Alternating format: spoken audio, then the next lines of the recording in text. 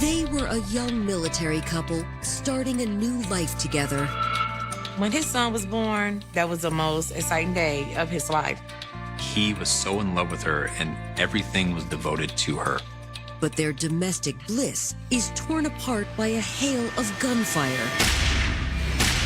He had been shot at least one time in the head. She had blood all over, crying and hollering, and I just couldn't figure out what happened. Is this a random act of violence or something more sinister? His stepbrother had been involved in some robbery. So you think it was targeted? The search for the truth will lead investigators down a dark road and reveal a conspiracy born out of obsession and lust. He was so in love with her that he was proud of what he did. I got myself mixed up in something I didn't think would be like this. I guess they thought they were going to live happily ever after. Benton Harbor, Michigan. It's 11 p.m. on December 31st, 2018.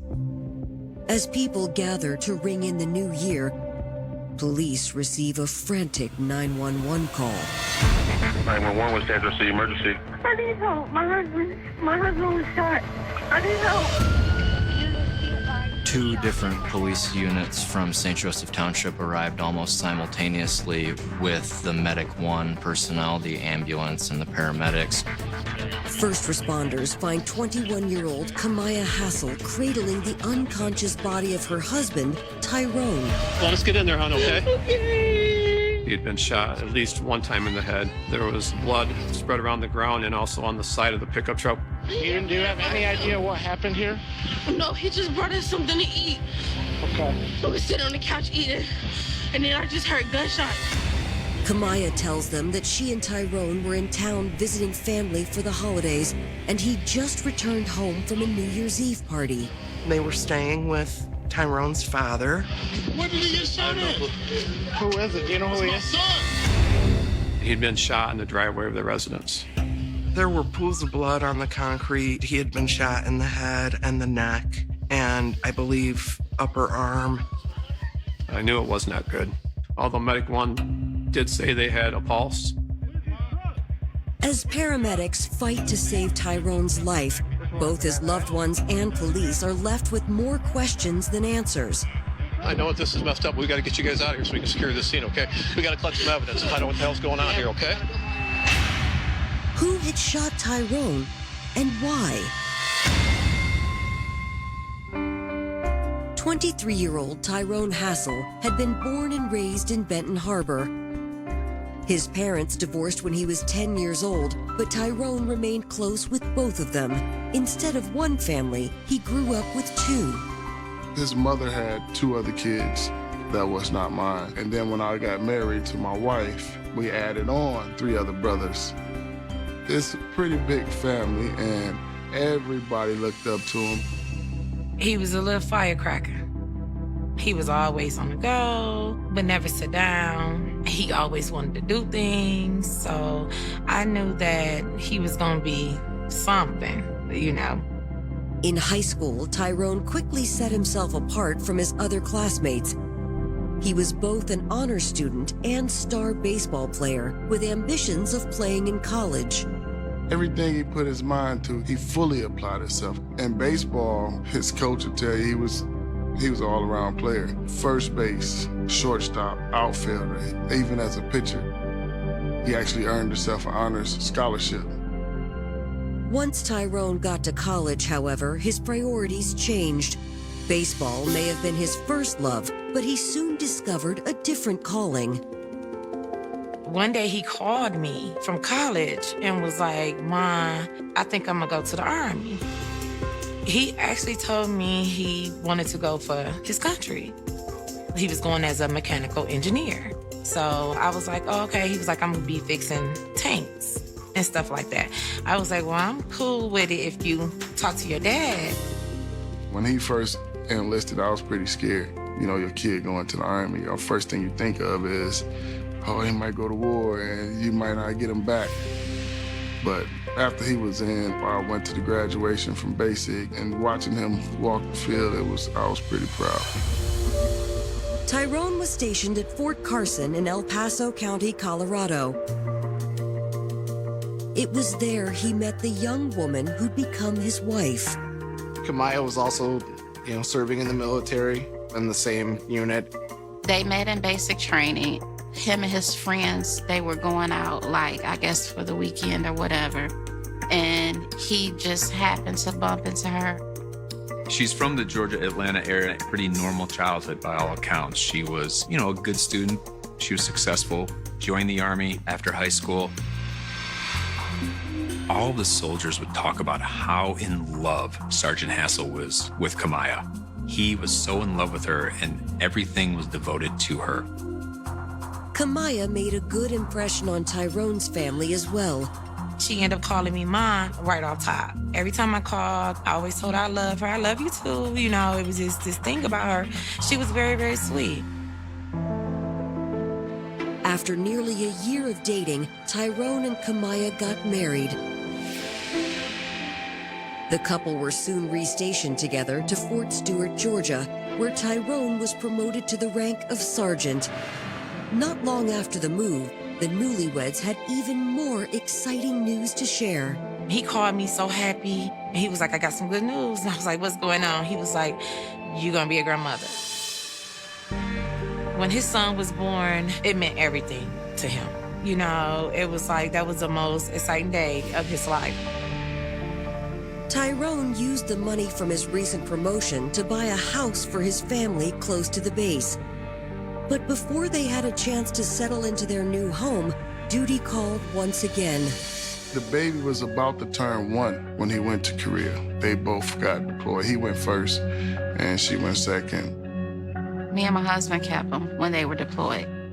And it was like every day, no matter what, he would FaceTime him at least twice just to see him and talk to him. Both Tyrone and Kemia returned home a year later in October of 2018. Tyrone in particular seemed determined to make up the time he'd lost with his young family. He was making sure that they had everything, that his family needed. He knew what it was like to come up with not everything. He just had that mind state to do better. He's taking care of his family. He's an inspiration to everybody. That Christmas, Tyrone, Kemia, and their baby traveled to Michigan to visit his family for the holidays. But what should have been a joyous occasion soon becomes a nightmare. We received a 911 call of a shooting on Colfax involving a man down. Man, we're gonna have to get him on this cot, okay? Upon arriving at the scene, paramedics were getting ready to load him up on a cot at that time. Kemia was extremely upset. She actually tried to get into the back of the ambulance with him. Hey, back up! I actually had to grab her and pull her away. It was at that point that I knew that, personally being a military vet, that I wanted to do everything that I could to figure out what happened to Sergeant Hassel. Coming up, investigators make a discovery that suggests the shooter may be hiding out nearby. We located a footwear impression. It appeared to us that an individual must have ran through that area. And Tyrone is rushed into emergency surgery as his loved ones begin gathering at the hospital. I said, please tell me, that he gonna be okay. In Benton Harbor, Michigan, 23-year-old Tyrone Hassel has been gunned down outside his father's house on New Year's Eve. And police are determined to find out who did it. His wife called me and she was hysterical. And she was like, Tyrone just got shot. She was just standing there screaming. She had blood all over, crying and hollering. And I just couldn't figure out what happened. Do you live here, bud? I live here. Okay, what's your name? My grandson is probably in there by himself. Um, What the happened? He don't even live here. He live in Georgia. He's in the Army. He don't even live here. The only thing I can do was just stay back and let them people work, because I don't know what to do. As paramedics rush Sergeant Hassel to the hospital, detectives begin processing the scene for clues. there's one, 2. We located 5 spent shell casings and 1 spent bullet that appeared to have went through Sergeant Hassel, as it contained some blood evidence upon it. Based on the evidence at the scene, the shell casings and the spent bullet, that would indicate to us that it was a 9mm semi-automatic pistol that was involved. Meanwhile, K-9 units search the neighborhood for signs of the shooter. The K-9 handler immediately did a K-9 track. You want to do it as soon as you can while it's still fresh. He got his dog out, ran a track on what he felt was a really strong scent. It went to a north-northwest direction, crossed over into Girard Street, and then it just stopped in the middle of the driveway. The track just stopped there. So he felt there was a car parked there that a suspect possibly got into. But investigators do find one more piece of evidence the assailant may have left behind. We located a footwear impression that was to the west of the truck and west of the garage. It appeared to us that an individual must have ran through that area, as it had been raining most of the night on and off, and it was a very fresh print. So we poured a plaster cast of that impression to be sent to the crime lab for further testing. Back at the crime scene, Kemia holds her and Tyrone's infant son as detectives ask her about the events that led up to the shooting. When he went outside, was there anybody else that went with him that you know of? He just came and dropped the place off, and then he was going back up. Kemia and Tyrone and their baby were staying with Tyrone's father, and on this particular night, New Year's Eve, Tyrone had gone to a gathering at another location in Benton Harbor. We had a small gathering for New Year's. It was just family, and we was cooking. Tyrone's stepmother was on duty as a nurse that night, so Kemia had been left home alone with the baby. Tyrone had called her around 11 p.m. to say he was coming back to bring her a plate of food from the party. She stated that he had arrived home, brought in the 2 plates of food, basically sat him down, said he was going to head back to the party, walked out the door a few minutes later. He just brought us something to eat. Okay. We were sitting on the couch eating, and then I just heard gunshots. And I ran outside and he was laying on the car. She said she observed Tyrone on the ground next to the truck. Kemia says she immediately called 911 and administered first aid. She also says she didn't get a glimpse of the shooter. I asked Kemia if Tyrone had any problems or any issues while they were here in Benton Harbor visiting, or if he had any enemies. And Kemia basically indicated that there were no people that she knew of that would want to hurt Tyrone. I don't think he was beefing with anybody. He was just at his friend's house. He was at the family's house, and then he came here. Do you know who shot him? No. Authorities release Kemia so she can head to the hospital to be with Tyrone. Next, they turn their attention to other family members gathering at the scene. I asked Tyrone Jr. if he had any idea what may have happened to his son, or if he had any problems that he was aware of. Tyrone Jr. didn't know of anything. The home is a safe haven. It was like I spent my entire life protecting my son, and I couldn't protect him from this. It's possible Tyrone had been the victim of a random armed robbery. They either knew who he was or it's a robbery gone bad, based on what I'm seeing. Because he's doing damn good. Yeah. I wonder if they say he got any cash in his pocket, because I know I just saw him put some money. But detectives realize there are several problems with the robbery theory. St. Joe Township, where the incident occurred, is mostly a bedroom community. In the 34 years that I've been with the township, we were fortunate only to have 6 homicides during that time. Nothing was taken from Sergeant Hassel. His wallet was still there with lots of money in it. His cell phone was still there. His truck and the keys were right there. As news of the shooting begins to spread, Doctors are rushing Tyrone into emergency surgery. Just as I was coming around the corner, he was coming around and I could see blood. The only thing I could think was like, God, please, no. Don't let this happen. I could see like his eyes partially opened and I said, please tell me, that he gonna be okay. Doctors do everything they can to save the 23-year-old soldier. The doctor came out and he tried to hug me and he was like, he was already gone. I just sat there and cried. And then one of my friends, she said that his wife is here. I walked toward her and I grabbed the front of her and I'm like, Kemia, what happened? Please tell me what happened. And she just dropped her head and she said, I don't know. Authorities are immediately notified of Tyrone's passing. So we decided to activate the homicide task force to track down leads. So all of us were scared because we still didn't know what happened. Coming up, the hunt for Tyrone's killer is turned upside down when police get word of another shooting.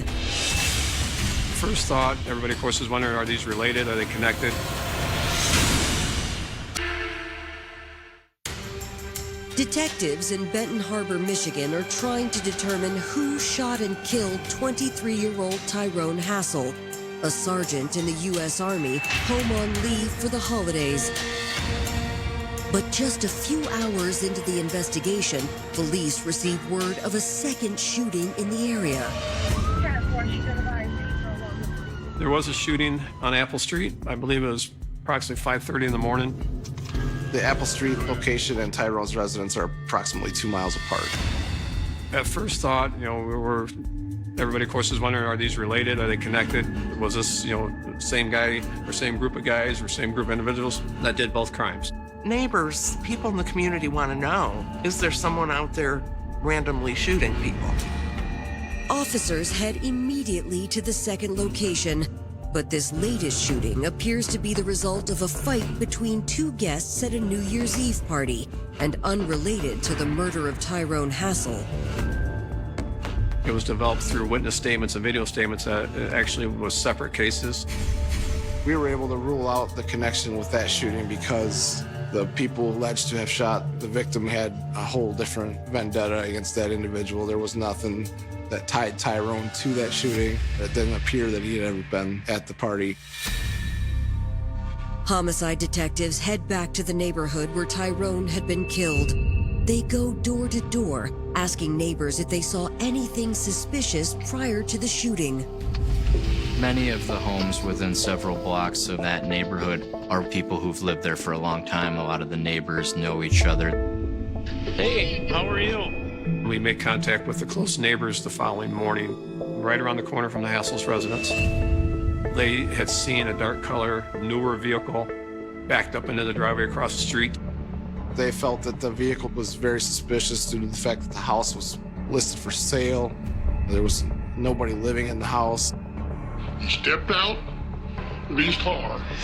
He started walking. I watched him. He went and turned left. Okay. Did you hear anything? Gunshots. A short time later, we saw someone turn to the vehicle and speed out of there. The night of the incident, the canine officer tracked right to that driveway, and that's where his track stopped. So it all kind of tied together with what they saw, what the canine tracked to, as, yeah, that was probably our car. Unfortunately, the witness isn't able to give a clear description of the person he saw, leaving detectives in the dark as to who the mysterious shooter might be.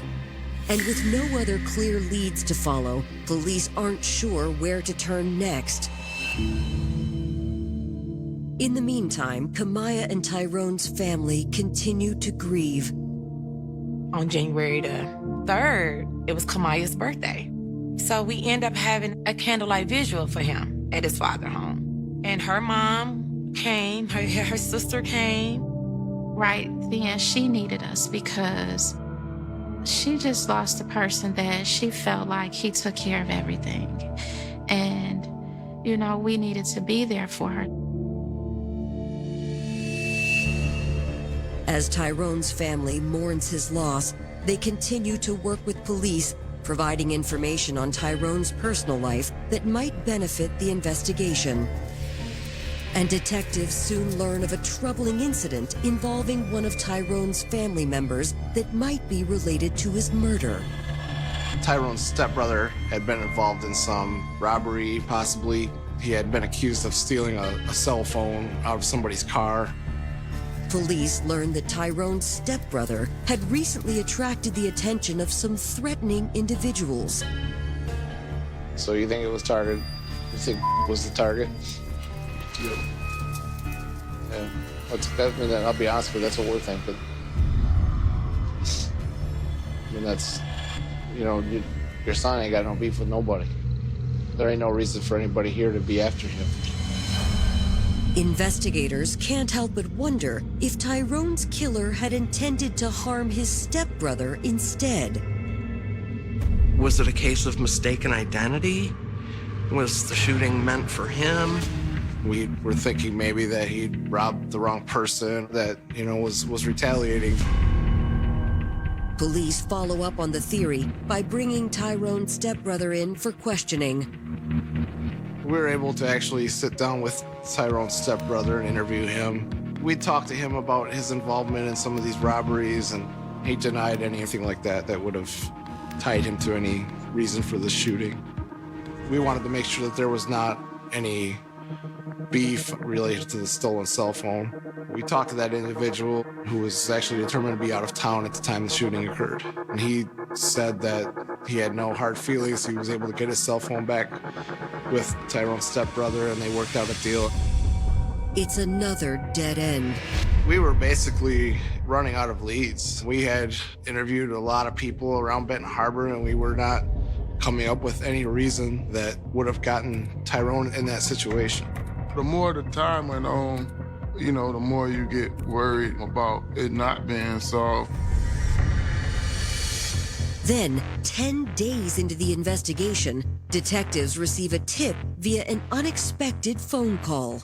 On January 10th, they received this shocking phone call from Georgia, of all places. We got a tip from this female in Georgia who was somewhere on the Fort Stewart Army base. This anonymous caller told the police that they needed to look at Kemia. They thought that she had been involved with another soldier other than her husband. The soldier accused of having an affair with Kemia Hassel is named Jeremy Cuellar. She said that she knew that Jeremy Cuellar and Kemia Hassel were involved in a relationship, and that she suspected that Jeremy Cuellar had killed Tyrone. Coming up, police uncover a disturbing conspiracy. He had told him, Sergeant Hassel, he's got to go. And detectives work quickly to apprehend an armed suspect. She described... After chasing down several dead ends, investigators have finally gotten a breakthrough in the murder of Sergeant Tyrone Hassel. According to an anonymous caller, Tyrone's wife Kemia has been having an affair with a fellow soldier named Jeremy Cuellar. This was the first time that we had heard of anyone other than somebody around Benton Harbor that had been involved in the shooting. So we started looking at Kemia and Jeremy. To gather more information on the alleged couple, police first questioned 2 members of Kemia's unit at her base in Georgia. The soldiers confirmed that Kemia had indeed been having an affair with Jeremy Cuellar behind her husband's back. Jeremy Cuellar was also in the military. He was also in the same unit as Tyrone and Kemia. He also was deployed to South Korea with them. Cuellar grew up in the Chicago area, grew up in a rough neighborhood. He was married at a younger age, graduated high school, stayed out of trouble, you know, didn't get into trouble with the law or anything, worked some odd jobs before he went into the military. There was a lot of talk about people who had seen them together. The base in South Korea was not huge. Each different unit or platoon would have separate living barracks, and they might be 4, 5, 6 blocks away from each other. People talked about how they'd seen them getting out of taxis together, going out at nightclubs together. More than one person had stated that they'd seen them in a bedroom together with the door closed. Detectives learn that Jeremy is also married, and that it's clear Jeremy and Kemia had kept their affair a secret from both of their spouses. During their time in Korea, Kemia and Jeremy were having an intimate romantic relationship together. But one witness claims that Jeremy seemed to develop an unhealthy obsession with Kemia. Jeremy told him prior to this in Korea that he's got to go, meaning that Sergeant Hassel's got to go. When news broke that Sergeant Hassel had been killed, Jeremy had told the same fellow soldier that he was the one who pulled the trigger. Jeremy Cuellar had returned to Fort Stewart, Georgia on January 4th, and on the morning of the 8th, they had a morning briefing about how one of their own in the platoon, Sergeant Tyrone Hassel III, had died. That morning, outside of the flagpole, Jeremy Cuellar had come up to him and told him that it was done, that he did what he had to do. He provided a lot of detail about what had happened, that he had gone from Chicago to St. Joseph, Benton Harbor, and had been staking out the place. He made a statement to this individual that after he'd shot him in the driveway, he walked up over him and confirmed the kill. Meaning he shot him one more time to assure that Sergeant Hassel was deceased. Investigators quickly obtain a warrant for Jeremy's arrest. Within hours, local law enforcement surrounds his house in Hinesville, Georgia.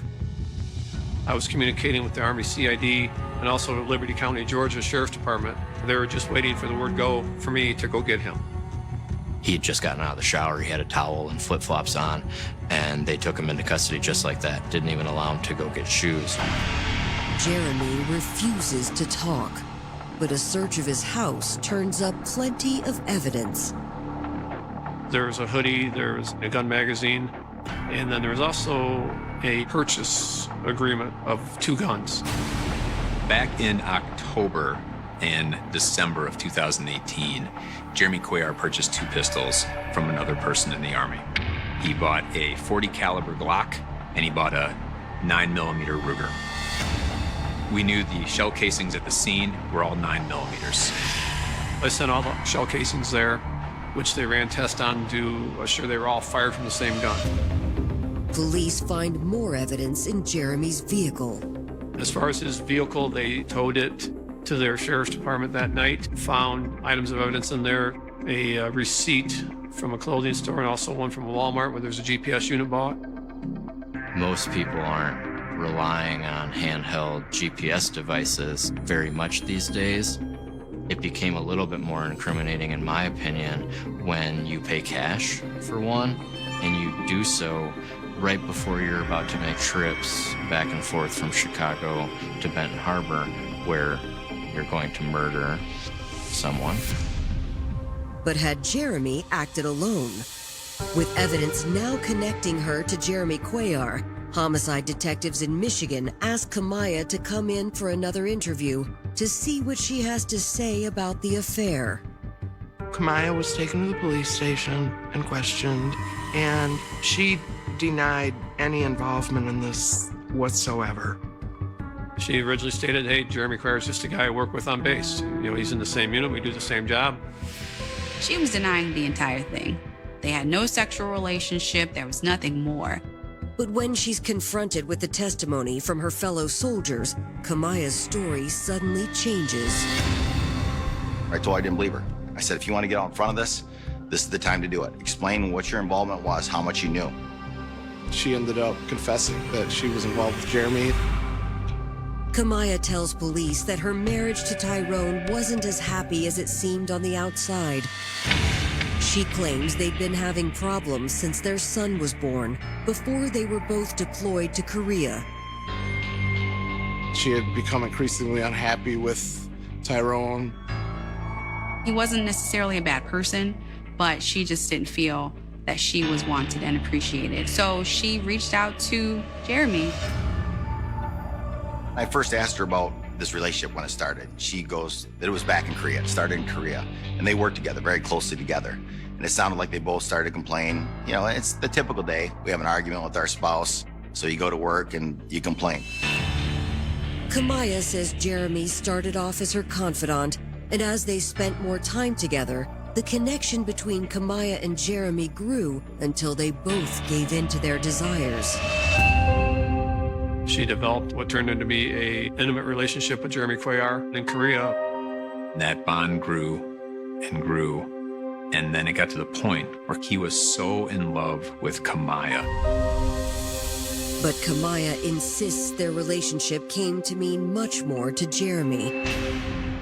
She claims that one night in Korea, while they were in bed together, Jeremy told her he was planning to get rid of her husband once all three were back home in the U.S. She said, "What do you mean? When we get back in October, I'll get a gun. I'll take care of it for us."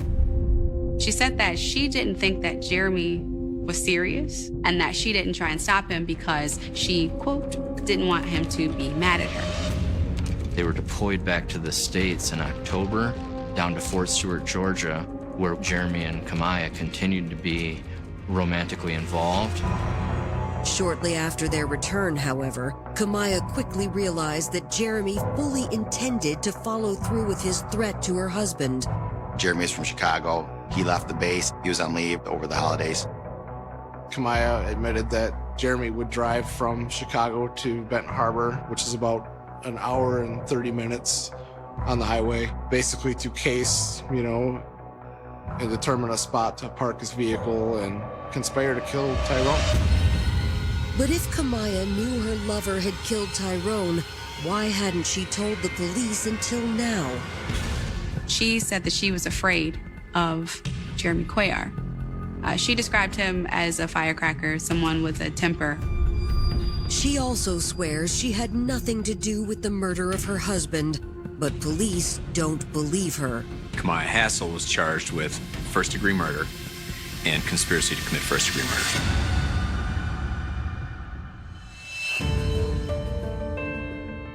On January 12, 2019, Sergeant Tyrone Hassel is laid to rest. But as his family says their goodbyes, they learn the shocking news that Kemia and her secret lover, Jeremy Cuellar, have both been charged with his murder. My husband said, "I'm gonna give you the bad news. Kemia did it." And when he said that, I remember just screaming, like, no, no, no. The only thing I could just think of was like, this girl sat up in my house for the past 2 weeks, acting like she understood my pain. We loved you because he loved you. And you betrayed us. But as the murder case heads toward trial, Kemia and her attorneys make a shocking move that puts her conviction suddenly in doubt. The defense was trying to put forth the idea that this was a forced confession, that Jeremy Cuellar did this all on his own. Coming up, will Kemia's attempt to retract her statement result in a mistrial? There's always uncertainty with jury trials, no matter the strength of the evidence. And a secret jailhouse recording finally reveals the full truth behind Tyrone Hassel's murder.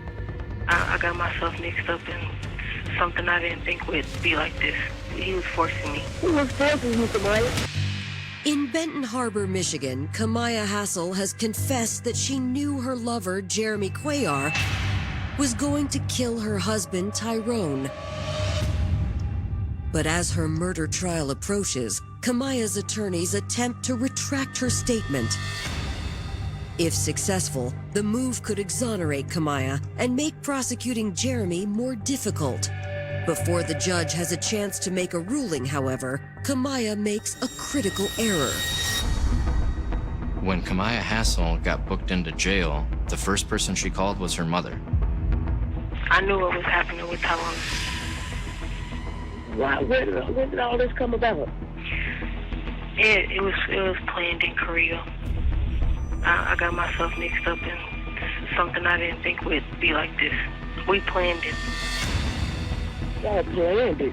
He was forcing me, and I don't know. Who was forcing you, Kemia? His name is Cuellar, because he wanted to be with me so that we could be together. So now we got to not confess him once, we got to confess him twice. But while it's obvious Kemia helped conspire to kill Tyrone, it's not clear who was the true mastermind behind the murder, Kemia or Jeremy.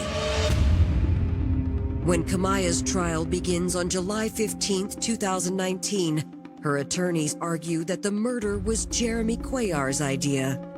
He is clearly involved in this. He's clearly responsible for this. But just because he's responsible does not mean Kemia Hassel's involved. No. This is Mr. Cuellar's plan. This is his idea. But prosecutors counter with evidence that suggests Kemia was the driving force behind the crime. We had actually searched Kemia's phone for possible evidence regarding her involvement in this planning of the shooting, and we were able to find evidence of her and Jeremy communicating through Snapchat. Snapchat has a reputation for somehow being more private or secure because of the disappearing nature or non-savable records of the messages that were sent back and forth. Kemia's data showed that she deleted her Snapchat account a few days before she was arrested, but Jeremy hadn't deleted his. When we did search warrants for Snapchat, we could not get Kemia's records, but we did get Jeremy's records. We were able to later piece up Kemia's username and look at all the Snapchats going back and forth. When Kemia Hassel and Jeremy Cuellar first started talking about this plan, it was over 6 months before the murder happened. They were stationed in Korea in February of 2018, and Kemia Hassel and Jeremy Cuellar started to get into a romantic relationship around April, and it got to the point where Kemia Hassel told Jeremy Cuellar, you know, we can be together if my husband's out of the picture. He was so in love with Kemia that he went along with whatever she wanted him to do. And on New Year's Eve, Kemia finally put her plan into action. There was some urgency on Kemia's part because she and Tyrone were going to be going back to Georgia on January 2nd. She basically told Jeremy that she wanted this to happen before they left. Shortly before 11 o'clock, Jeremy Cuellar had Snapchatted with her, hey, this isn't going to work tonight, I'm going to head back. She said, no, don't go back. He's coming home with food shortly. Get it done, now. She saw the opportunity, and she had Jeremy Cuellar sucked in. Jeremy is obviously responsible for the killing. He pulled the trigger, but she may as well have had her hand on that gun as well, because she let it happen. On top of their scheme to get rid of Tyrone, Kemia and Jeremy would also benefit from a sizable life insurance policy. Kemia was the one who was the named beneficiary under the service group life insurance.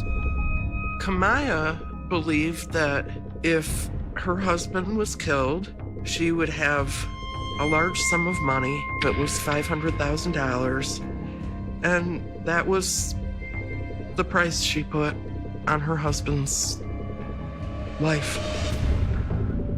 They were going to head back to Georgia, and they would receive the benefits for Tyrone's death, and I guess they thought they were going to live happily ever after. Kemia Hassel staged everything, and including, the crime scene when the police arrived. She had to act the part that she was upset, obviously, about what happened, grieving over her husband who had just been shot. On July 18th, 2019, the jury reaches their verdict. I'm going to ask, sir, if you would please read in count 1 the verdict. Guilty of first degree premeditated murder as aider or abettor. Thank you. And as to count 2. Guilty of conspiracy to commit first degree premeditated murder. There's always uncertainty with jury trials, no matter the strength of the evidence. It's hard to convince 12 people of anything these days, much less 12 strangers. The evidence in this case was very strong, and I'm convinced that the jury got it right. She was the mastermind behind the plan, and then she continually assisted him and gave him all the directions on how to complete the murder. So therefore, under the law for aiding and abetting, she is just as guilty as the principal who committed the crime. The decision comes with a mandatory life sentence. One thing that really struck me at Kemia's sentencing is the fact that she had absolutely nothing to say to this man's family. It just struck me as very cold-hearted. She actually helped to plan his funeral, all the time knowing that she took part and she was the one that caused this murder to happen. Jeremy Cuellar's trial is set to begin the following month, but after Kemia's conviction, he decides to take a plea agreement instead. I saw no remorse from Kemia at any point in court, but Jeremy, I believe, was remorseful. He said, "She played me. She totally played me." It seemed that he just was encapsulated by Kemia and this relationship and the hope that he had for something more. I'm happy with her verdict and I'm happy with his sentencing, so I think justice did get served. And as journalists, we're supposed to be unbiased and not get attached to these stories. But this is one that is just so heartbreaking. It's really hard not to at least open your heart a little bit to it. Because it didn't have to happen. None of it had to happen. She just took something from me that I could never get back. You know, I would never be the same person. He just was an awesome guy, an awesome kid. And, you know, as a parent, you want your kids to do right. You want them to be the best that they can be. He did that. You don't just see that every day, that a kid in your eyes grow up to be perfect. That's unusual. And it make me wonder, a lot of people say, I don't know if you heard the saying, the good die young.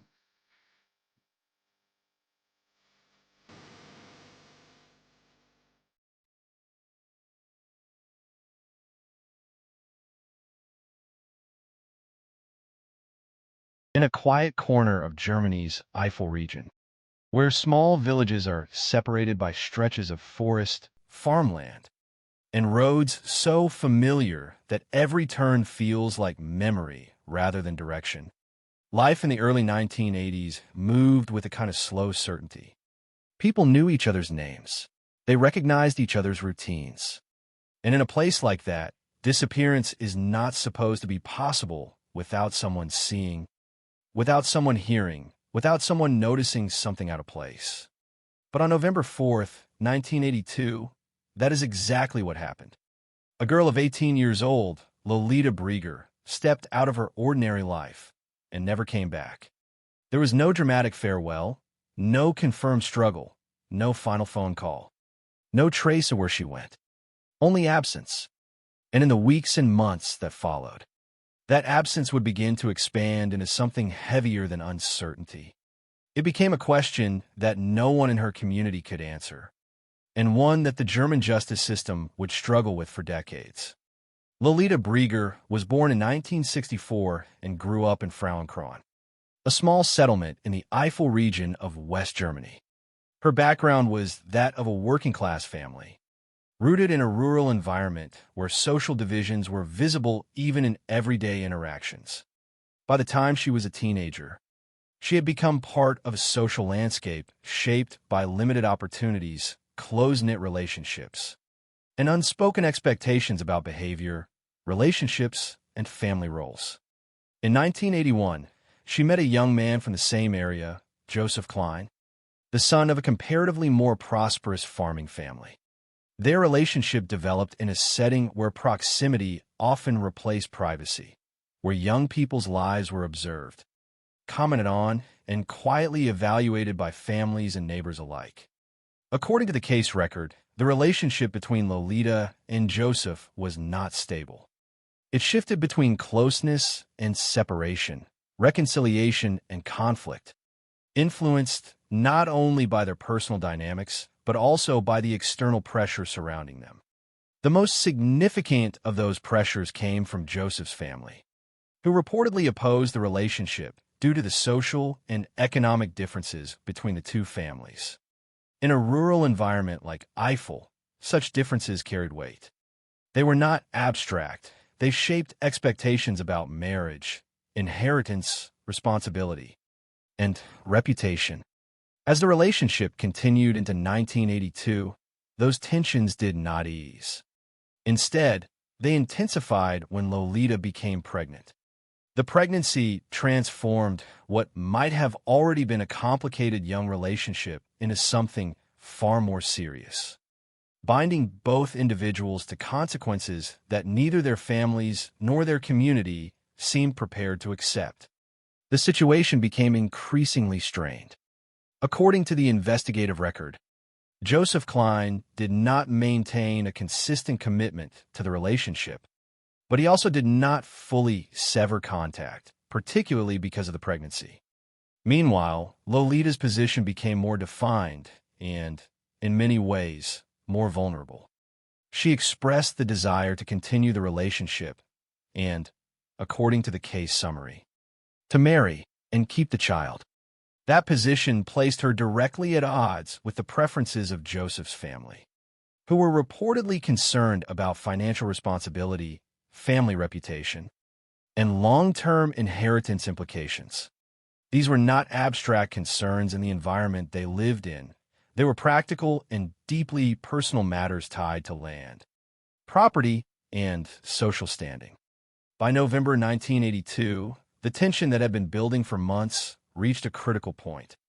On November 3rd, the day before her disappearance, neighbors reported hearing a serious argument at Lolita's lodging. While the exact content of the exchange is not recorded in detail, the case notes indicate that it involved the central conflict that had defined the relationship: Lolita's desire for recognition and commitment versus the opposing desire to end or resolve the situation in a private, final way. The emotional tone described in witness accounts was one of escalation rather than resolution. There was no indication that the conflict had been resolved by the end of that day. There is also no indication that it would remain contained. The following morning, November 4th, 1982, Lolita Brieger left her workplace in Junkerath. From there, she was given a ride by a colleague to a location near the village of Scheid, close to where Joseph Klein's family lived. She then continued on foot for the final part of her journey. That moment, the point where she was last definitively placed in a known location, would become the last confirmed trace of her alive. After that, the record becomes silent. There were no verified sightings of her again. No confirmed return home. No communication. No physical evidence recovered at the scene of her disappearance that could clearly explain what had occurred. For her family, the absence initially created uncertainty rather than conclusion. In cases like this, early investigative thinking often moves through multiple possibilities: voluntary disappearance, accident, or criminal involvement. In Lolita's case, the police initially considered all of these scenarios. There was no immediate evidence of violence at the point where she was last seen, which made it difficult to narrow the direction of the investigation. Without physical traces, without witnesses to a struggle, and without immediate leads, the case could not easily be anchored to a single theory. One possibility considered was that she might have left voluntarily. Another was suicide, particularly given that there were indications in the background that she had previously experienced emotional distress. A third possibility was abduction. But each of these scenarios required evidence that simply did not appear in the early stages of the investigation. No belongings were recovered that suggested planning for departure. No confirmed sightings emerged after that day, and no suspect could be identified with sufficient clarity to justify an arrest or deeper criminal proceedings. As the days turned into weeks and the weeks into months, the investigation gradually lost momentum. What had begun as a missing person case with urgent emotional weight slowly transitioned into a file with unresolved status. The absence of new evidence meant that there was little for investigators to pursue, and over time, the case became what is often described in police archives as cold, not because it was resolved, but because it had stopped moving forward.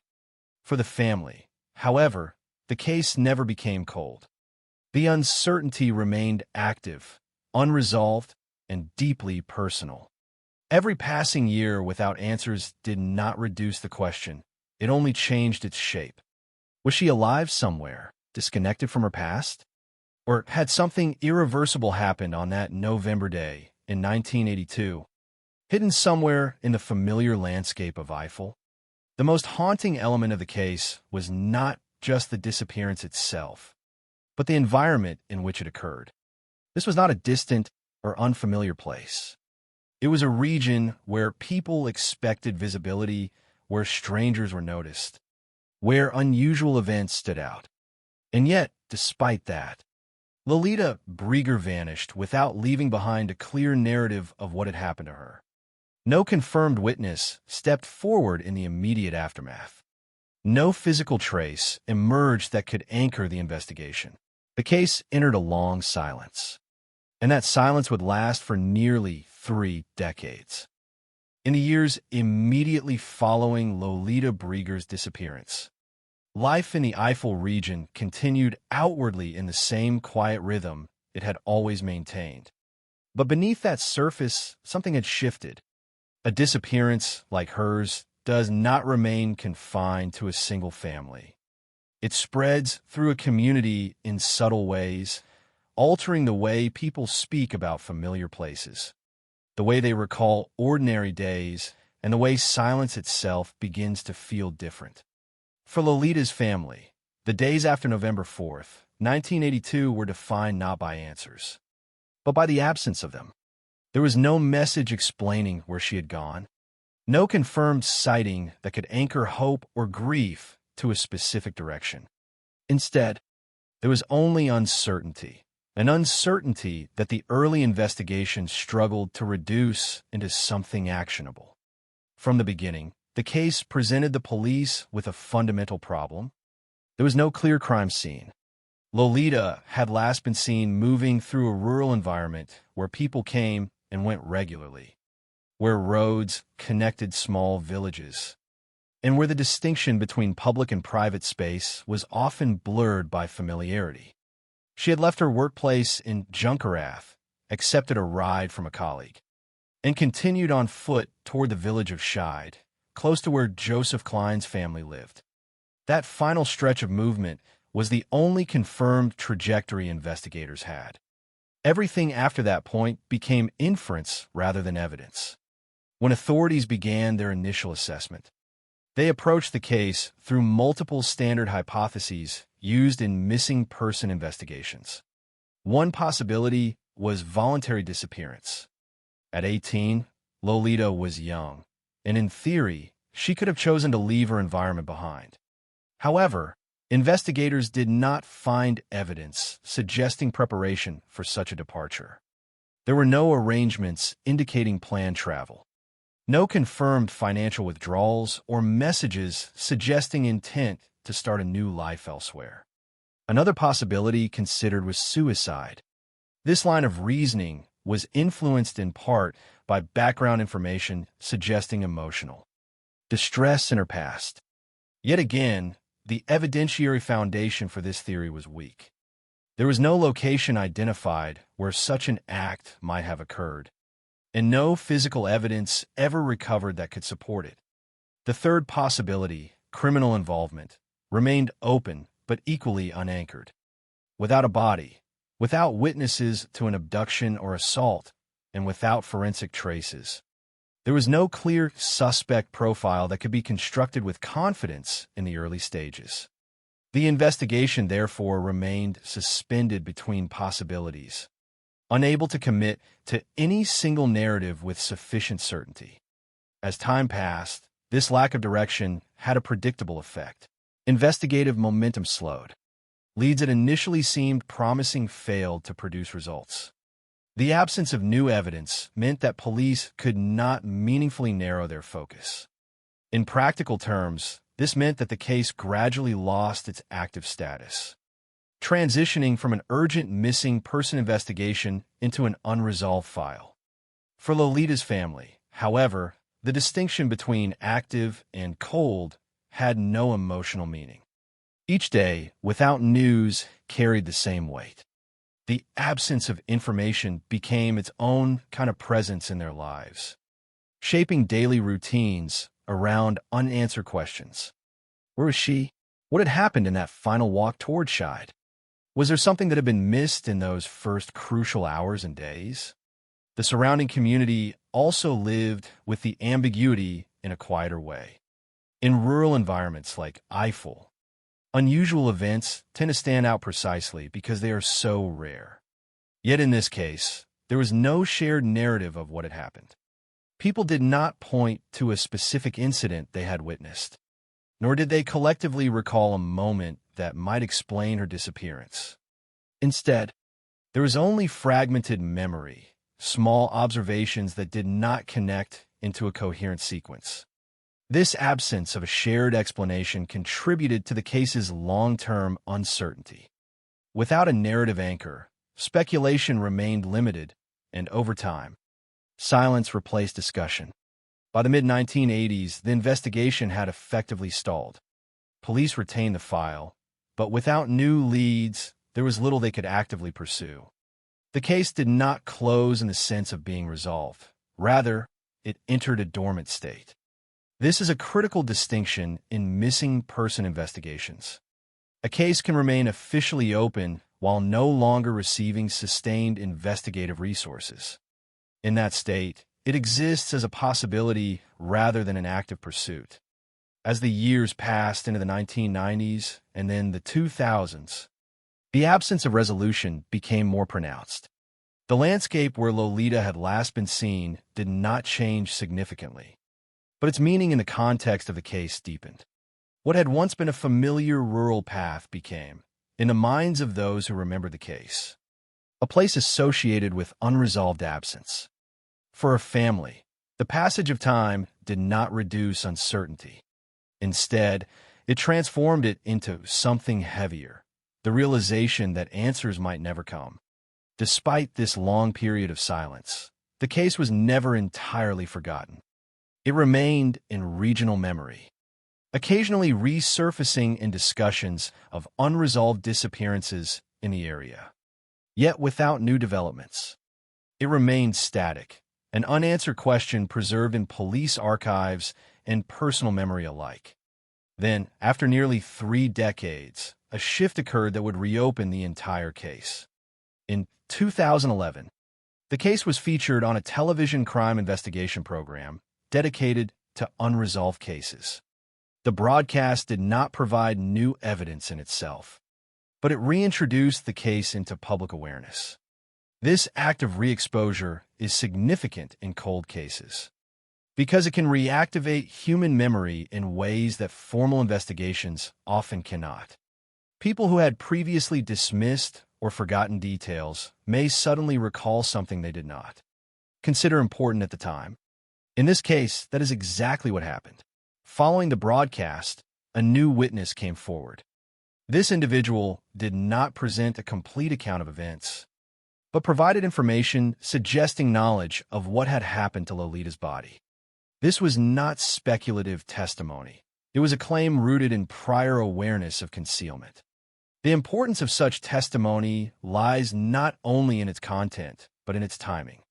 It emerged decades after the original event, when the assumption of finality had already taken hold.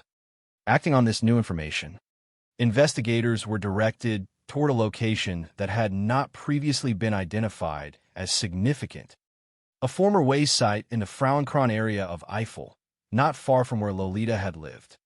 Excavation began, and what had been missing for 29 years was finally recovered in fragments.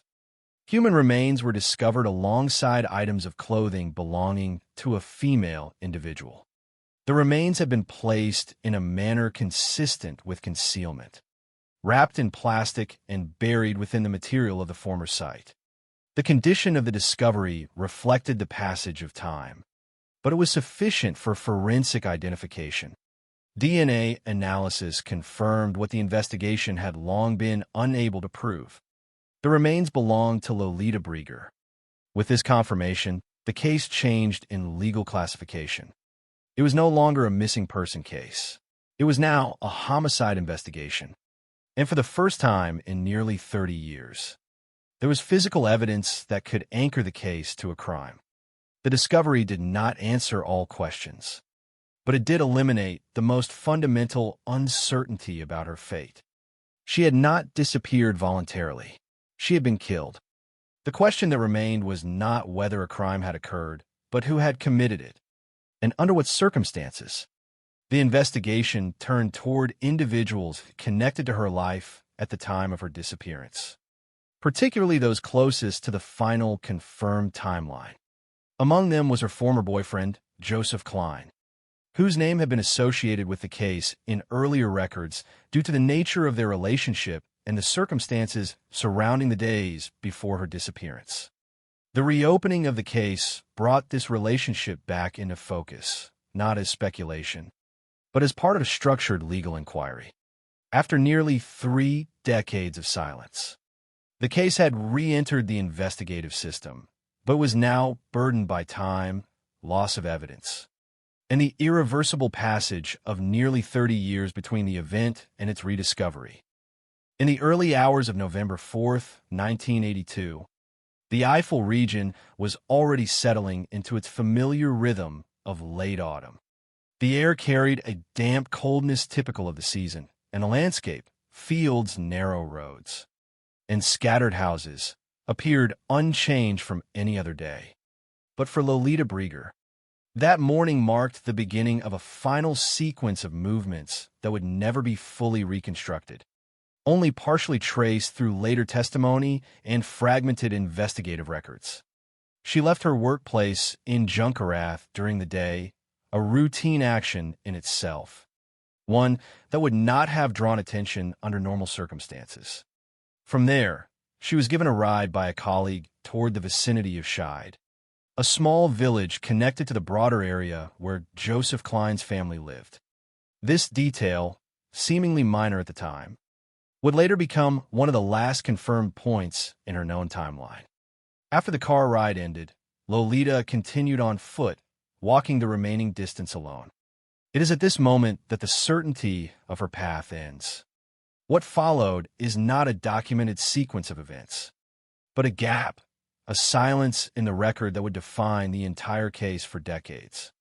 She was last seen alive around midday. There were no confirmed sightings after that point.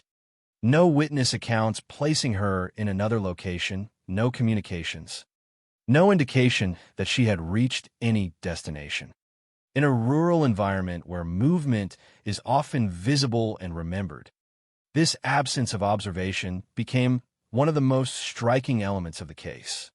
When her disappearance was first reported, the immediate response from authorities was shaped by uncertainty rather than evidence. Investigators faced a situation common in missing person cases, but uniquely difficult in its lack of physical anchors. There was no confirmed crime scene, no indication of struggle, and no object left behind that could clearly explain what had occurred in those final moments. Without these elements, the investigation had to rely on broad categories of possibility. One early hypothesis was voluntary disappearance. At 18 years old, Lolita was legally an adult, and in theory capable of leaving her environment by choice. However, investigators found no supporting indicators for this scenario.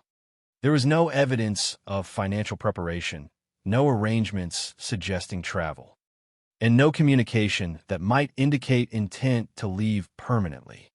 Another possibility considered was suicide. This line of inquiry was influenced in part by background knowledge that suggested emotional distress in her past.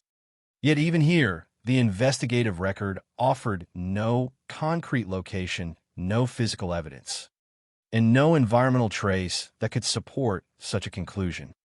The absence of a body or a site of recovery left this hypothesis ungrounded. The third major possibility was criminal involvement, including abduction or homicide. But this too lacked immediate evidentiary support. There were no confirmed witnesses to an abduction, no forensic traces indicating violence, and no suspect identified in the immediate aftermath. In practical terms, the investigation was suspended between possibilities that could not be confirmed or eliminated. This state of ambiguity had a direct effect on the progress of the case. As initial inquiries failed to produce actionable leads, the investigation gradually slowed. Officers followed up on available information, but without physical evidence or reliable witness testimony. Each line of inquiry eventually reached a dead end. Over time, the case lost its urgency in the formal investigative system. It did not close, but it entered a state of inactivity where no new developments were emerging to sustain momentum. For Lolita's family, however, there was no such transition into inactivity. The disappearance remained immediate and unresolved, regardless of how much time passed. Each day, without information, reinforced the same central uncertainty. What had happened on that walk toward Scheid? Was there something overlooked in the early hours of the investigation that might have changed its trajectory? The emotional weight of not knowing did not diminish with time. Instead, it accumulated. In the surrounding community, the case became part of a quiet, unresolved memory. In small rural regions like Eifel, unusual events are often remembered precisely because they stand out against the normal predictability of daily life. Yet in this instance, there was no shared reconstruction of events that could bring clarity. People did not collectively recall a specific incident that explained her disappearance, nor was there a consensus narrative that emerged in the days or weeks following it. Instead, memory remained fragmented. Some recalled hearing about a missing girl. Others remembered the general concern, but not specific details. Without a clear event to anchor discussion, the case gradually faded from everyday conversation, though it never disappeared entirely from regional awareness. By the early 1980s, transitioning into the mid-1980s, investigative efforts had largely stalled. Police retained the file, but without new evidence, there was little they could actively pursue. This is a critical phase in many missing person cases when the initial urgency has passed, but no resolution has been reached.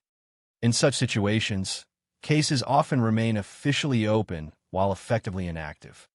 For investigators, this means that the case exists in administrative terms but lacks operational progress. For families, this distinction is meaningless. The absence remains unresolved regardless of procedural status. As the years continued, the case of Lolita Brieger became part of a broader category of unresolved disappearances in the region, cases referenced occasionally but rarely reactivated. No new witness statements emerged during this period that significantly altered the understanding of events. No physical evidence was discovered. The environment where she disappeared remained unchanged, but its association with the case deepened in symbolic terms. A place once ordinary became, in memory, a site of unresolved absence. Nearly 3 decades passed in this state of uncertainty. Then, in 2011, a significant shift occurred, not through direct investigative discovery, but through public re-exposure. The case was featured on a television program dedicated to unresolved criminal investigations.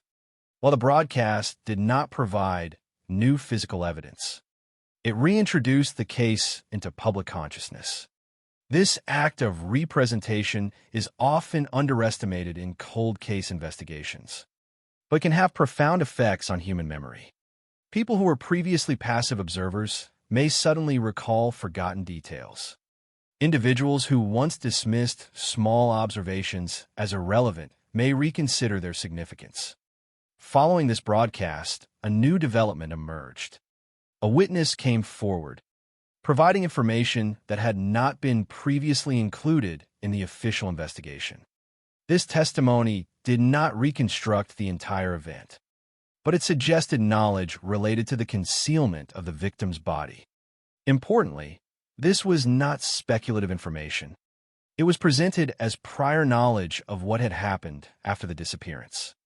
Acting on this lead, investigators were directed toward a location that had not been central to earlier inquiries. A former waste site in the Frauenkron area within the broader Eifel region. Excavation of this site led to a discovery that fundamentally changed the status of the case.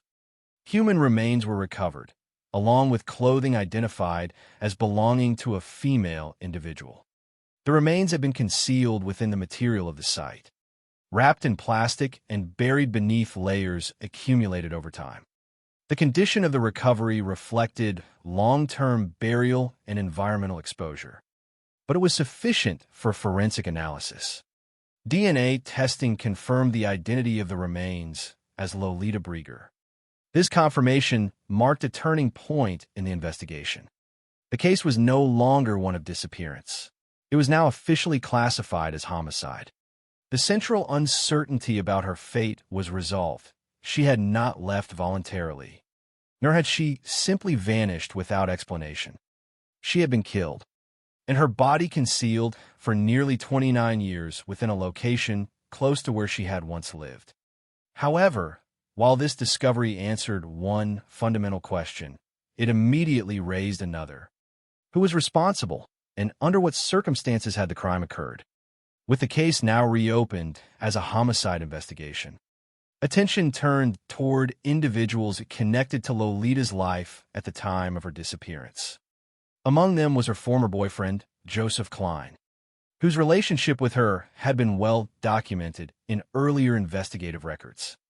The focus on him was not based on assumption, but on his position within the established timeline and the documented tensions surrounding the period leading up to November 1982.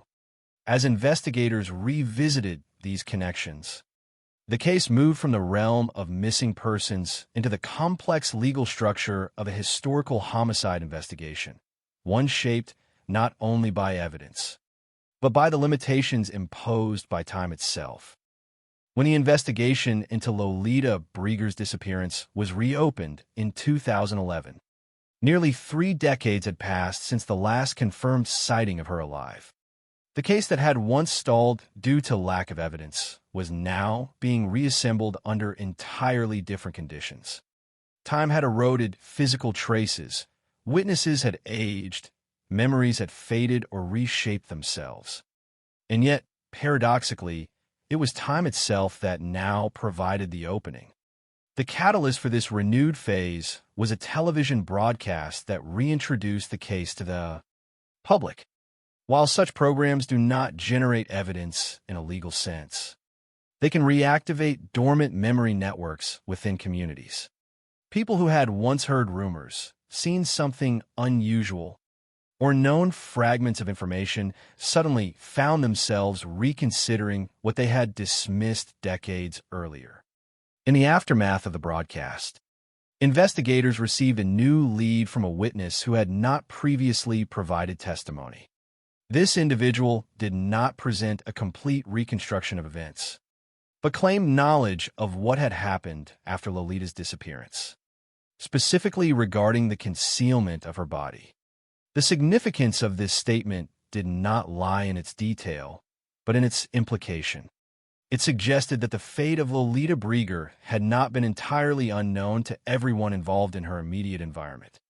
Acting on this information, investigators redirected their attention toward a location that had not been central to the original investigation, a former waste disposal site in the Frauenkron area of the Eifel region.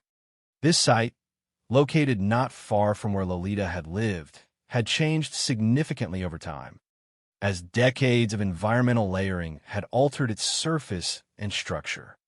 Excavation work began under the assumption that if the witness information was accurate, remnants of the past might still exist beneath the accumulated material. What was discovered during this excavation transformed the case entirely. Human remains were uncovered, accompanied by clothing identified as belonging to a young woman. The remains were not exposed on the surface, but had been deliberately concealed, wrapped in plastic and buried within the layered structure of the site. The condition of the burial indicated an attempt to hide the body rather than an accidental or natural deposition, although time had severely affected the remains. Forensic examination confirmed that they belonged to Lolita Brieger. This identification, established through DNA analysis, marked the first definitive physical confirmation of her fate since her disappearance in 1982.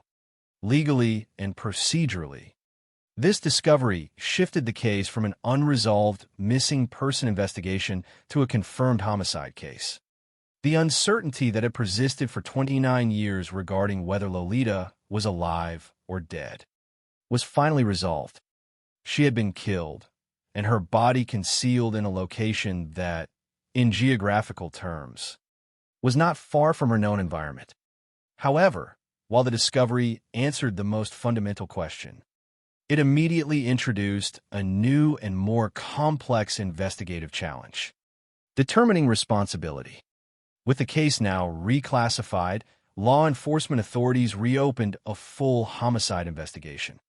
Given the passage of time, this process required reconstructing events from fragmented historical records, witness statements taken decades earlier, and whatever circumstantial evidence could still be verified. Among the individuals revisited during this phase was Joseph Klein, Lolita's former boyfriend. His name had been present in earlier investigative materials due to the nature of their relationship, which had been marked by emotional instability, social pressure, and conflict surrounding Lolita's pregnancy in 1982. At the time of the original disappearance, investigators had considered multiple hypotheses, but without physical evidence, no formal accusation could be sustained. Now, however, the existence of a body allowed authorities to reframe the earlier timeline as a homicide scenario. And within that framework, previous relational dynamics became relevant once again under legal scrutiny. According to the reconstructed case background, the relationship between Lolita and Joseph had been under significant strain in the months leading up to November 1982. Their connection had been affected by family opposition, particularly from Joseph's side, where concerns related to social status, financial responsibility, and inheritance played a role. The pregnancy had intensified these tensions, creating a situation in which both personal and familial interests were in direct conflict with Lolita's stated desire to continue the relationship and raise the child. In the days immediately preceding her disappearance, witness accounts reported a serious argument involving Lolita, reflecting the escalation of these unresolved tensions.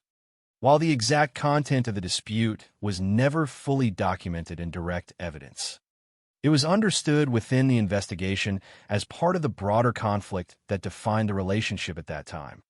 With the reopening of the case, investigators attempted to reconstruct the timeline of November 3rd and 4th, 1982 in greater detail. However, this process was constrained by the limitations inherent in cold cases. Witness memory degradation, lack of contemporaneous documentation, and the absence of physical forensic evidence from the original scene. The investigation therefore relied heavily on indirect reconstruction rather than direct observation. Joseph Klein was subsequently arrested and formally charged in connection with the murder of Lolita Brieger. The prosecution's case centered on the argument that Lolita had been killed while pregnant, and that the motive was linked to social and familial pressure, including the desire to avoid responsibility and potential reputational consequences.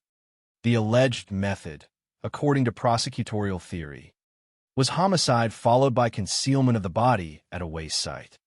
However, the defense did not provide a detailed counternarrative supported by alternative evidence. And throughout the proceedings, the accused did not offer substantive explanatory testimony. This created a trial environment heavily dependent on circumstantial reconstruction rather than direct forensic linkage. During the trial in 2012, the prosecution sought a conviction for murder and requested a life sentence. Their argument emphasized the combination of relational history, the timing of the disappearance, the discovery of the body, and the inferred motive structure. However, the court was bound by the strict evidentiary standards of German criminal law, which require proof beyond reasonable doubt.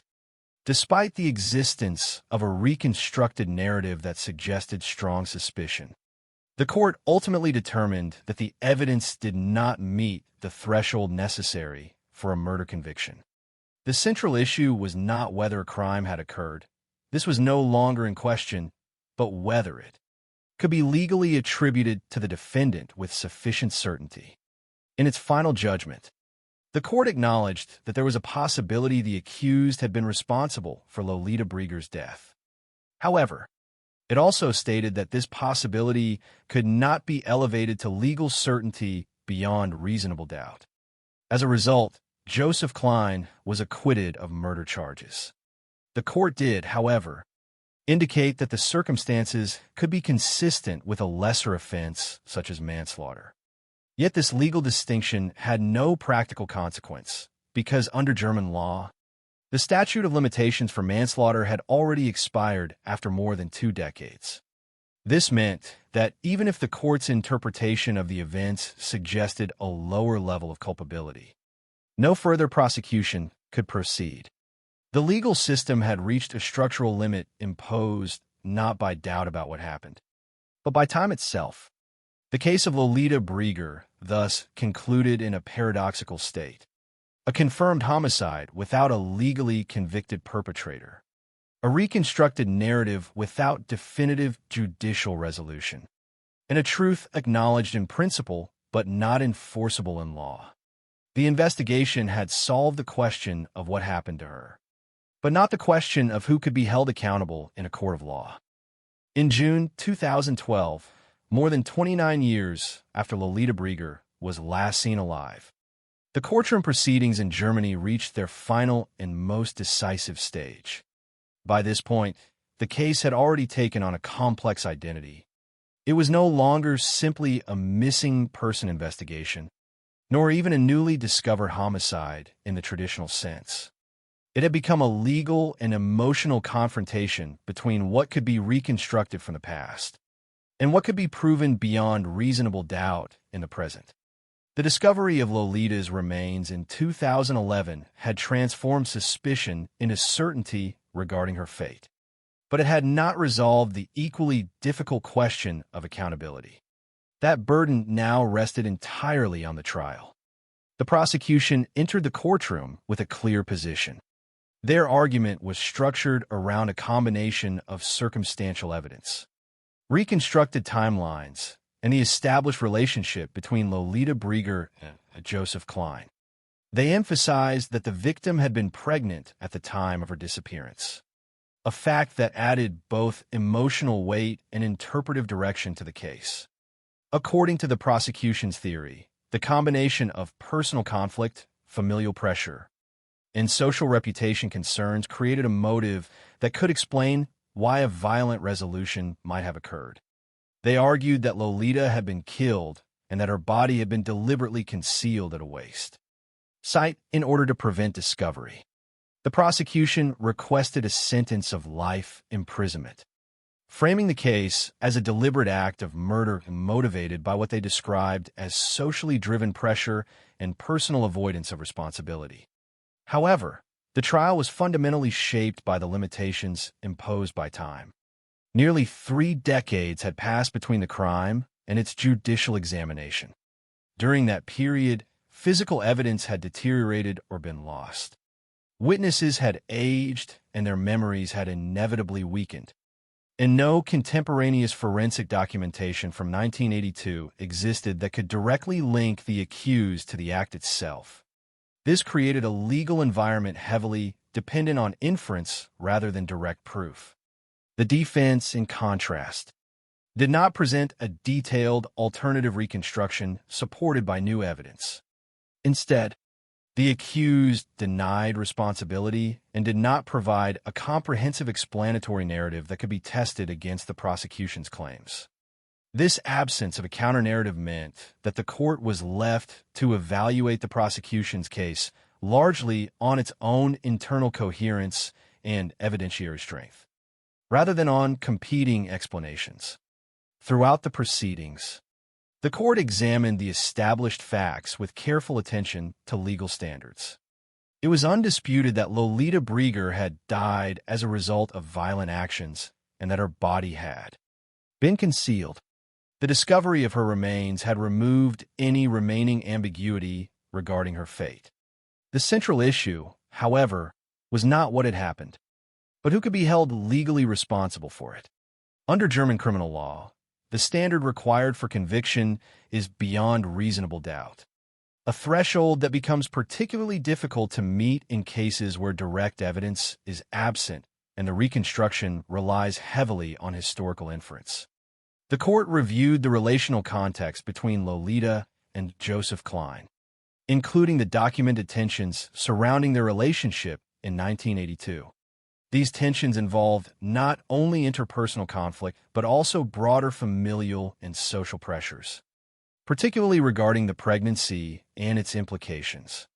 Witness accounts from the period described arguments and emotional escalation in the days leading up to the disappearance. However, none of these elements, individually or collectively, provided direct proof of criminal action.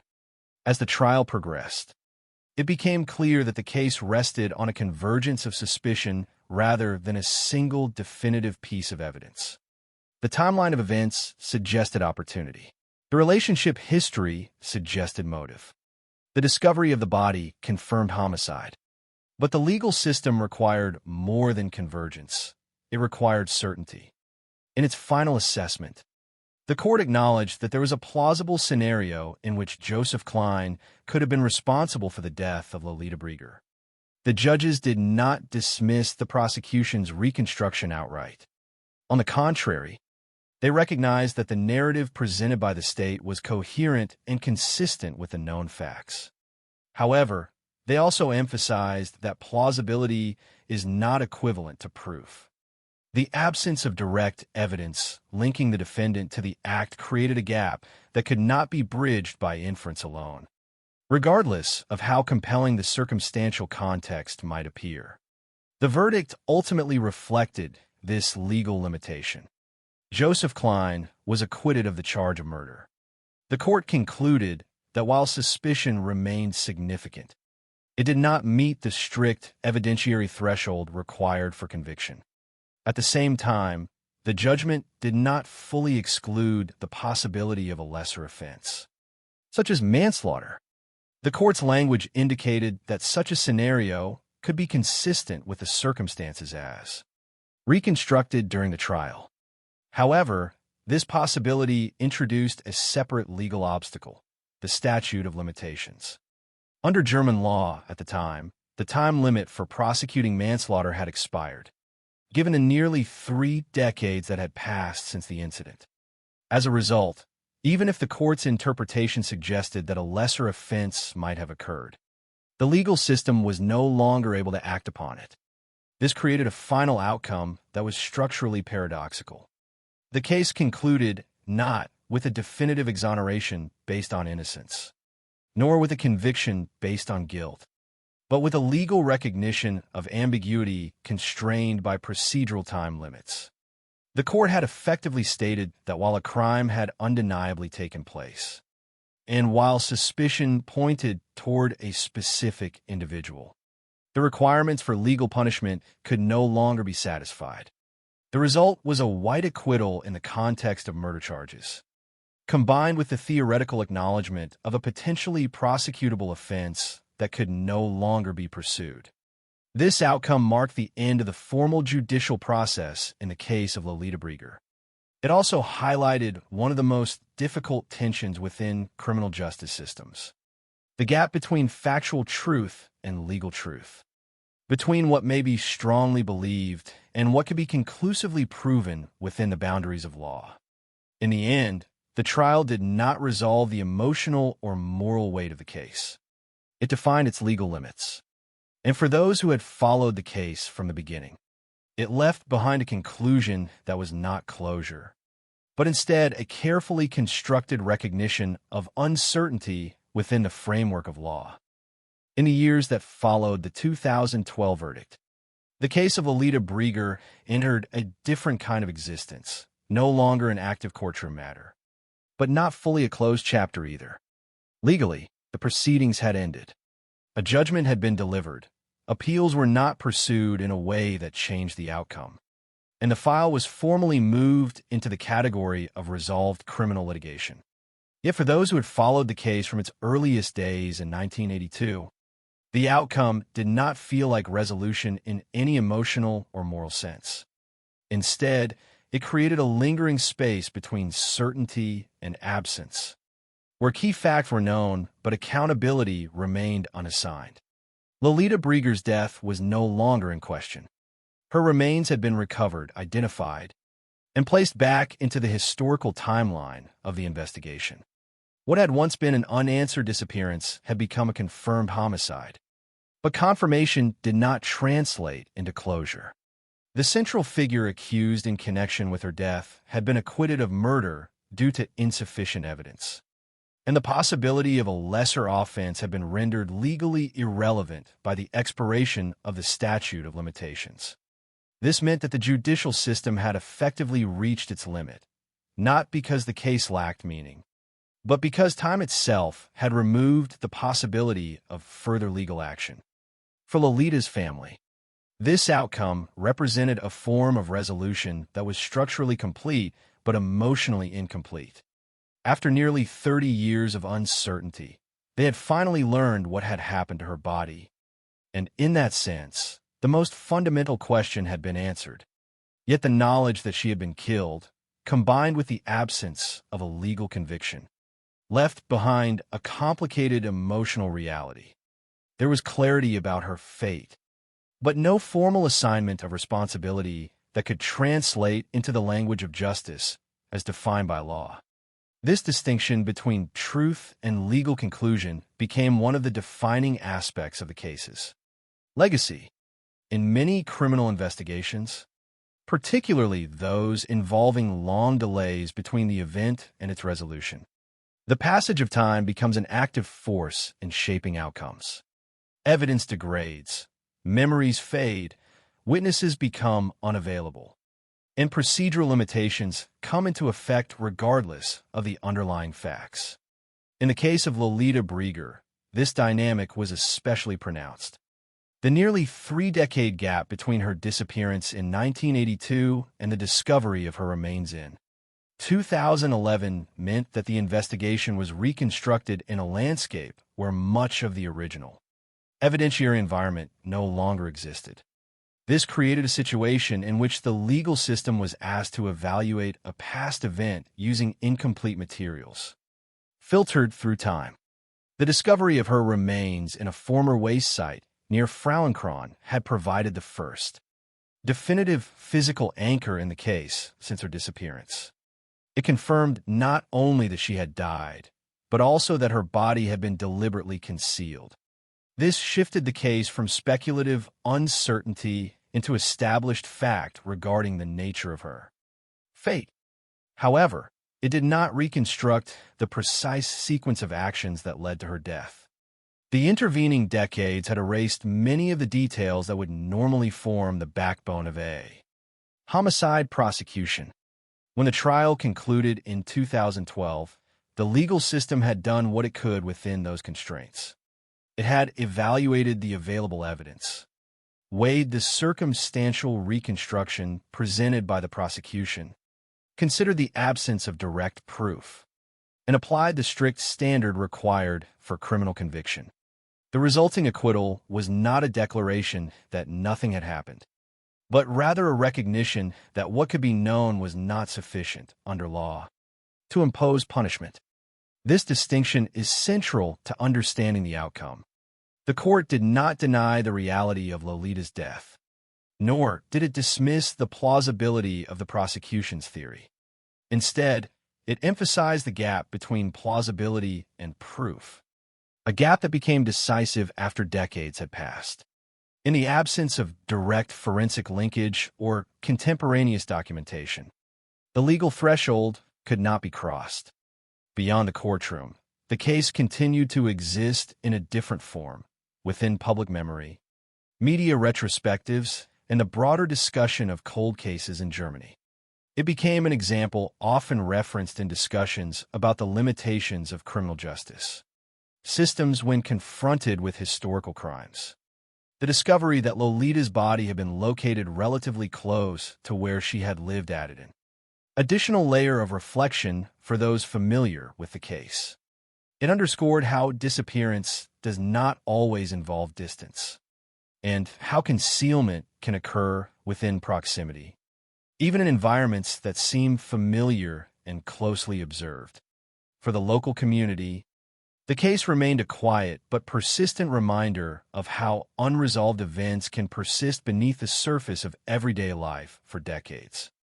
The knowledge that a young woman had vanished in their region, only to be found many years later in nearby ground, altered the way the story was remembered, even if it did not lead to new legal consequences. It became part of the collective memory of the area, not as an active investigation, but as a concluded yet unsettled history. At the center of this narrative remained Lolita Brieger herself, an 18-year-old whose life was interrupted at a moment of personal transition, marked by emotional complexity, family pressure, and a pregnancy that intensified the conflict surrounding her relationship. Her story, as reconstructed through investigative records, witness statements, and later legal proceedings, reflects not only a specific sequence of events, but also the broader vulnerability of individuals caught within social and relational pressures that can escalate beyond control. The final reflection on the case does not rest on dramatic revelation, but on absence. The absence of definitive accountability, the absence of complete evidentiary continuity, and the absence of closure that legal systems are designed to provide but cannot always guarantee. What remains is a structured record of what was known, what was discovered, and what could not ultimately be proven in a court of law. And within that structure, the case of Lolita Brieger stands as a reminder that some truths can be established factually, yet still resist full translation into justice. In the final framing of the case of Lolita Brieger, what remains is not a continuation of investigation or a progression toward resolution, but a stillness that sits after everything official has already ended. There is no new evidence to uncover, no procedural avenue left to explore, and no legal mechanism capable of altering the outcome that was reached in 2012. Yet even in that formal finality, the case does not behave like something fully closed. It persists instead as a structured absence, an event that has been documented, examined, partially explained, and legally concluded, but never fully reconciled in the human sense of the word. Lolita Brieger's story began as a disappearance in a small rural environment where such events were not supposed to occur without explanation. The geography itself, familiar roads, known faces, closely connected communities, created an expectation of visibility. People in such places are rarely truly unseen. And yet, on November 4th, 1982, she stepped out of that visibility and never returned to in life. For nearly 3 decades, that fact existed without a body, without confirmation, and without certainty. It was an absence that resisted definition. When her remains were finally discovered in 2011, the uncertainty about her fate ended in a narrow, factual sense. The biological and forensic identification confirmed that she had died, and that her body had been concealed in a location not far from her live environment. This discovery transformed the case from speculation into established homicide. But what it did not transform was the deeper question of narrative completeness. Knowing what happened in the most basic biological sense is not the same as reconstructing the full sequence of responsibility, intention, and action in a way that satisfies legal standards. The subsequent trial in 2012 made this distinction unavoidable. The prosecution presented a coherent reconstruction built from relational history, circumstantial context, and the timeline of events surrounding her disappearance. The defense did not offer a competing evidentiary narrative of equal depth. And yet, despite this asymmetry, the court was bound not by narrative plausibility, but by evidentiary threshold. The legal system does not operate on the most likely story. It operates on what can be proven beyond reasonable doubt. In that space, even a strongly suspected truth can remain legally insufficient. The acquittal that followed did not erase suspicion, nor did it deny the reality of her death. Instead, it marked a boundary, the point at which the legal system can no longer extend itself into uncertainty without compromising its own standards. This is one of the most difficult tensions in criminal justice, and the case of Lolita Brieger sits firmly within it. On one side is the reconstructed reality suggested by evidence and circumstance. On the other is the procedural requirement that transforms that reconstruction into legally actionable truth only if it reaches a very specific level of certainty.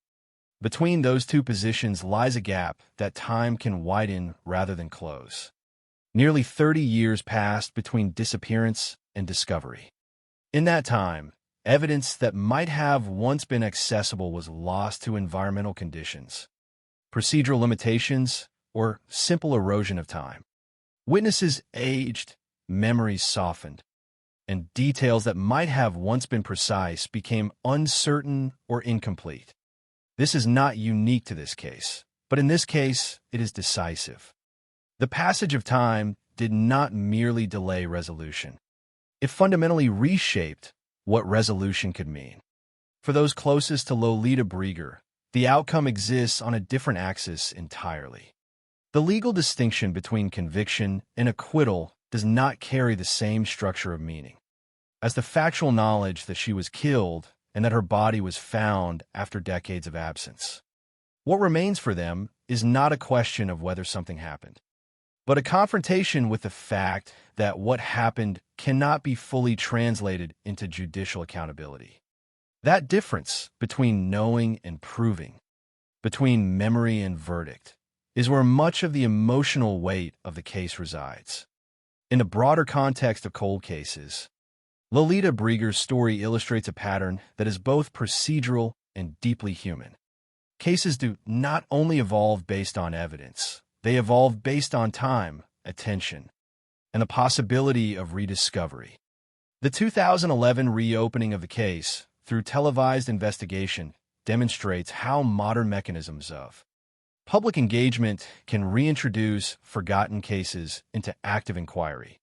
Yet, even when such mechanisms succeed in generating new leads and recovering physical evidence, they cannot reverse the structural effects of time on legal process. The discovery of her remains was both a conclusion and a beginning.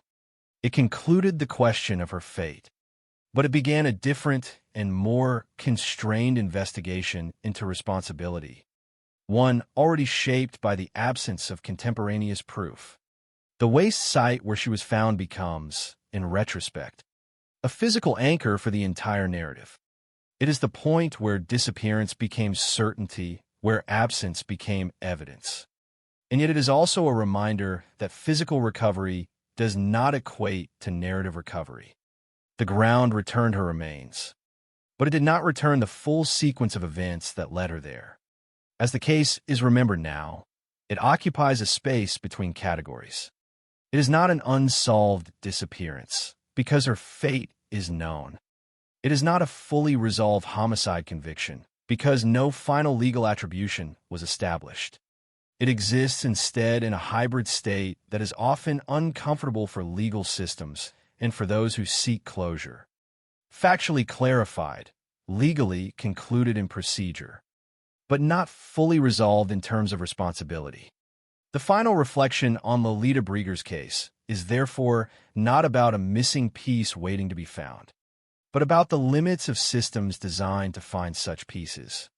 It is about how time interacts with evidence, how memory interacts with procedure, and how truth can exist in multiple forms without fully aligning into a single, definitive outcome. And in that space, what remains is not a mystery waiting to be solved, but a record of a life interrupted, an investigation constrained by time, and a justice process that reached its endpoint not through certainty, but through limitation.